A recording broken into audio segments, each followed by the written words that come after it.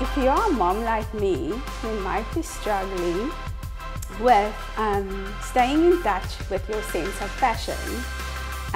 When you're a mom, you tend to swap your fashion magazines for baby sense and toddler sense magazines, and given the chance, you would do it all over again. I'm here today with fashion stylist Hayley Manswell, and I've asked her to give us some styling tips and to tell us a little bit more about her unique boutique, Lilijo Fashion. Thank you so much for having me, Joanne. Thank you for joining us and for sharing your story with the viewers. It's my pleasure. Tell us, how did you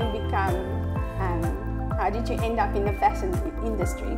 So I studied a BA HMS degree at the University of Western Cape with a postgrad certificate in education. So I was a high school teacher for 4 years, 2 years in South Africa and then 2 years in London. And being a very young teacher, not married, not children, all the teachers loved and admired my style, and some of them asked me to go get stuff for them, and I loved it.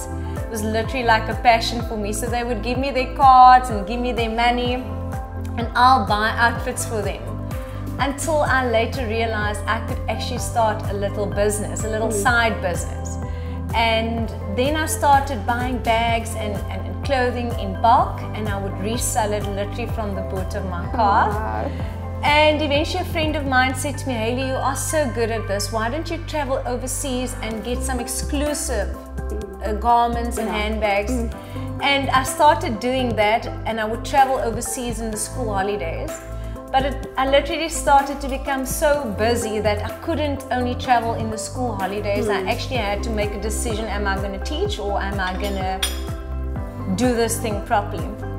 But I think it was also inevitable that I would end up in the fashion industry, because I was basically raised on the flea markets. My mom she worked in a factory, and when she had us, she left a job and she actually started her fashion career. And at the age of, I think, almost 40, in her 40s, she went to a fashion and design school. And those years I remember Paul Demoni, he was quite a renowned fashion guy in the industry. Yeah. So we were quite grown already, and she decided to do this course. And then she started a little factory at her home. She had 2 ladies working for her. She had big industrial machines, a cutter, and in the week she would make the new patterns, manufacture. On weekends she'll drop off me, my sisters and my brother at different flea markets, and it's not the pop-up shops like we get now. It's literally on the corner with a gazebo, hanging all the garments and selling it. And she would collect us, and that was our school holidays, that was our weekends. And I'll never forget, when I was a matric, I said, okay, well, now I'm going to find another job for holidays.